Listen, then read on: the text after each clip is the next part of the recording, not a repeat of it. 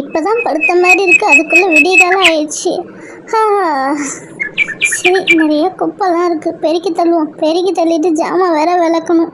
இந்த பசங்க ப்ராஜெக்ட் பண்றேன்னு சொல்லிட்டு வீடு ஃபுல்லாக குப்பையை கொட்டி வச்சிருக்குதோ, எதுவுமே க்ளீன் பண்ணவே மாட்டேந்தோ. காலம் ஆனால் நிறைய பேப்பரு குப்பை தான் அதிகமாக இருக்குதே.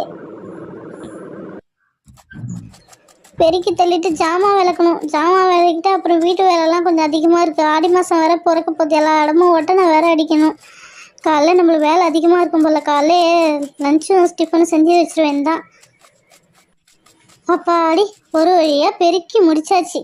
இப்போ ஜாமானை விளக்கிட்டு அடுத்தது டிஃபன் செய்ய வேண்டியதுதான். ஜாமான் கழுவுறதுக்கு தண்ணியை வேற எடுத்துகிட்டு வந்து ஊற்றணுமே. சரி ஊற்றிடுவோம், அடுத்தது தான் ஜாமான் கழுவிட்டு சீக்கிரம் வேலையை பார்க்கணும்.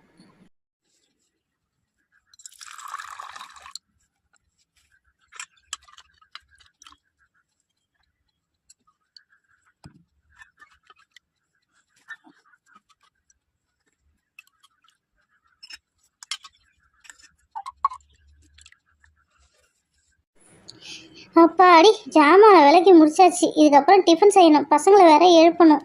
என்னது இது, ரோஜா வர்ற மாதிரி இருக்கு. ரோஜா, என்ன காலையில இந்த பக்கம்?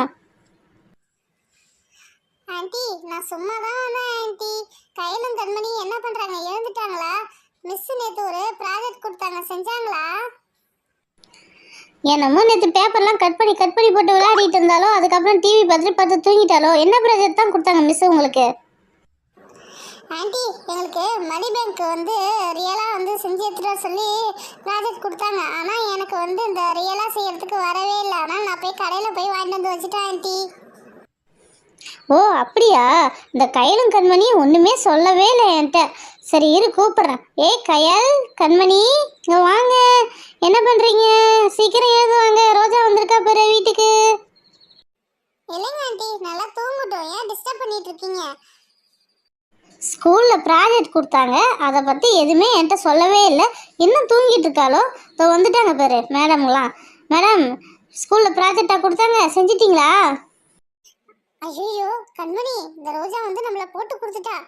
நம்ம போகும்போது கடைக்கு போய் வாங்கிட்டு அப்படியே ஸ்கூலுக்கு போயிடலான்னு பார்த்தா, இப்போ ரோஜா வீட்டில் போட்டு கொடுத்துட்டா. அம்மா நம்மளை வச்சு என்ன செய்ய போகிறாங்கன்னே தெரியலையே. என்ன பசங்களா பதில் சொல்லவே மாட்டீங்க? மிஸ் ப்ராஜெக்ட் கொடுத்தாங்களா? சொல்லுங்கள். ஆமாம்மா, மிஸ் எங்களை மணி பேங்க் செய்ய சொல்லி சொன்னாங்கம்மா.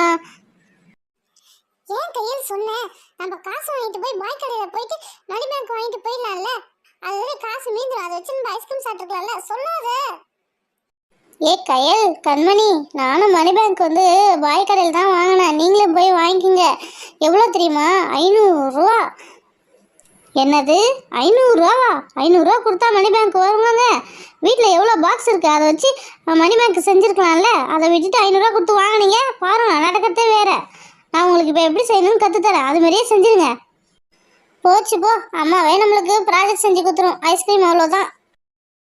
இங்கே பாருங்க, நம்ம ஃபோன் வாங்கினோம்ல, அந்த பாக்ஸ் இருக்குது பாரு, அதை நம்ம மணி பேங்க்காக இன்றைக்கி செய்ய போகிறோம். நல்லா ஸ்ட்ராங்காக இருக்குது பாரு அட்டலாம்.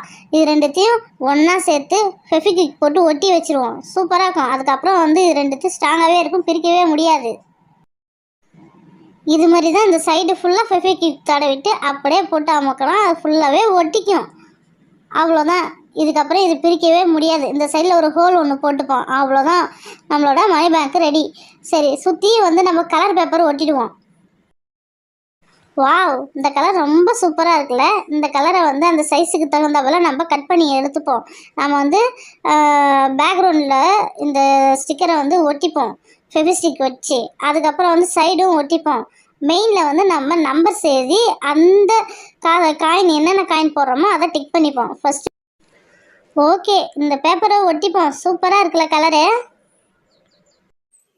அம்மா, நீ கையிலுக்கு பிடிச்ச கலர் தானே ஓட்டுற, எனக்கு பிடிச்ச பிங்க் கலரே வைக்க மாட்டேம்மா. நம்ம இன்னொரு பாக்ஸ் இதே மாதிரியே ரெடி பண்ணுவோம், அதில் உனக்கு பிடிச்ச பிங்க் கலரே வச்சுருவோம். ஃபஸ்ட்டு பேக்ரவுண்டில் அந்த ஸ்டிக்கரை ஒட்டியாச்சு, அது சைடு ஃபுல்லாக ஒட்டிடுவோம். ஒட்டிட்டு அதுக்கப்புறம் மெயின் அதில் நம்ம ஹோல் பண்ணணும். இந்த சைடில் காசு போடுற மாதிரி ஒரு சின்னதாக ஹோல் பண்ணணும். ஹோலும் போட்டாச்சு. அதுக்கப்புறம் வந்து கலர் ஸ்டிக்கர் அதுலேயும் போட்டு ஒட்டிடுவோம். ஒட்டிட்டு பாரா இப்போ பாரு நம்ம அந்த காயினை வந்து அது உள்ளே அழகாக போடலாம். சூப்பராக நல்லா கேப்பும் இருக்குது பாரு. அவ்வளோதான், நம்மளோட மணி பேங்க்கு ரெடி ஆயிடுச்சு. இப்போ முன்னாடி வந்து நம்ம பேப்பர் ஒட்டணும். பேப்பர் ஒட்டி நம்ம எவ்வளோ காயின் போட போகிறோமோ அதுக்கு தகுந்தபோல காயின்ஸ் நம்பர்லாம் எழுதி வச்சுப்போம். ஃபஸ்ட்டு இந்த கட்டம் போட்ட மாதிரி ஒரு பேப்பர் எடுத்துகிட்டு வந்து ஒட்டிப்போம். ஆண்டி, கடையில் வாங்கின மணி பேங்கோட உங்கள் மணி பேங்க் தான் சூப்பராக இருக்கு ஆண்டி. ஓ அப்படியா? நம்ம என்ன ஃபைனல் ஒர்க்கே பண்ணவே இல்லை.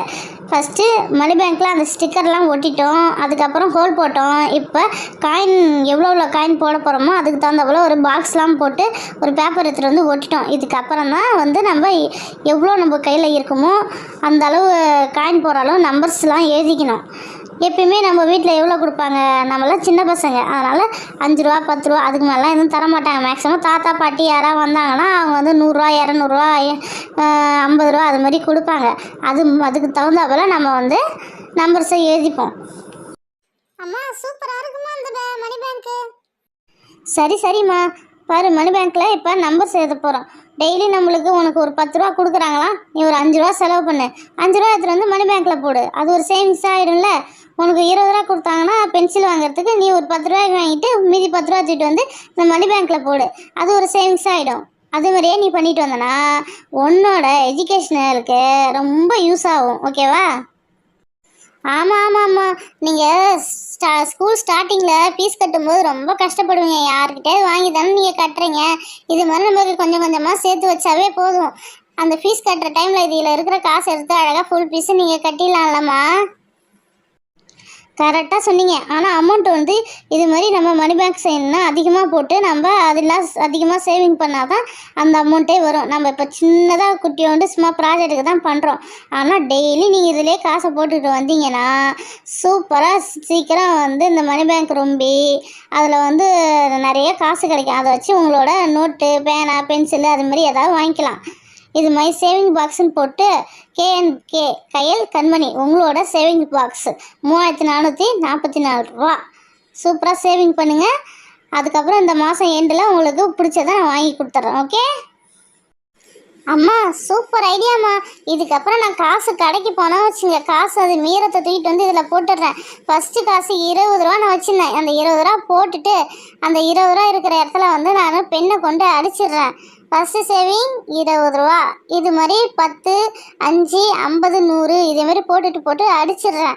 நம்ம சீக்கிரம் இந்த மாதத்து கடைசியிலே 3444 ரூபா நாம் வந்து சேவிங் பண்ணுறோம். நம்மளுக்கு பிடிச்சதை நம்ம வாங்குகிறோம். ஓகேம்மா, நல்ல பழக்கம்மா சேவிங்ஸு. சூப்பர். கையல் நீ போட்டுட்ட. கண்மணி நீ எதுவும் காசு போடலையா? ஓ நானும் போடுறேம்மா. என்கிட்ட 20 ரூபா காசு இருக்குதும்மா. நான் அதை எடுத்துகிட்டு வந்து இந்த பாக்ஸில் போடுறேம்மா. பாக்ஸே சூப்பராக இருக்குதும்மா. கடையில் கொடுத்தா கூட இந்த அளவு ஒர்த்தாக வராதும்மா. சூப்பராக செஞ்சுருக்கீங்க. வாவ், நல்லா இருக்குமா. சரி, என்கிட்ட 20 ரூபா இருக்குது. அந்த 20 ரூபா எடுத்துகிட்டு வந்து நான் பாக்ஸில் போடுறேன். என்னோட சேவிங்ஸாக இருக்கட்டும். இதுக்கப்புறம் 20 ரூபா பாருமா, இதில் போட்டுட்டேன். அடுத்தது வந்து பெண்ணால் நான் டிக் பண்ண போகிறேன். எங்கே இருக்குது 20 ரூபா? தோ இருக்குது. 20 ரூபா டிக் பண்ணிட்டேன். என்னோட சேவிங்ஸு 20 ரூபா. கையல் கண்மணி என்னோட சேவிங்ஸு 100 ரூபா. இதுக்கப்புறம் நான் இந்த பாக்ஸில் போடுறேன். உங்களுக்கு தேவையானதை கண்டிப்பாக நான் வாங்கி தரேன். ஓகே, 100 ரூபா போட்டுட்டேன். 100 ரூபா இருக்கிற இடத்துல நான் டிக் பண்ணிட்டேன். இதுக்கப்புறம் நீங்கள் வந்து உங்ககிட்ட கொடுக்குற காசு எல்லாமே இதுமாரி சேவிங்ஸ் பாக்ஸில் போட்டு நீங்கள் போட்டுட்டு டிக் பண்ணிவிட்டு 1 மந்த்துக்கு அப்புறம் என்கிட்ட எடுத்துகிட்டு வந்து கொடுங்க. சரிங்கம்மா, இதுக்கப்புறம் நாங்கள் வந்து அனாவசியமாக எந்த செலவும் நாங்கள் பண்ண மாட்டோம். நீங்கள் கொடுக்குற காசில் கண்டிப்பாக நாங்கள் சேவிங்ஸ் பண்ணி உங்களுக்கு ஒரு அமௌண்ட்டு எடுத்து தரோம்.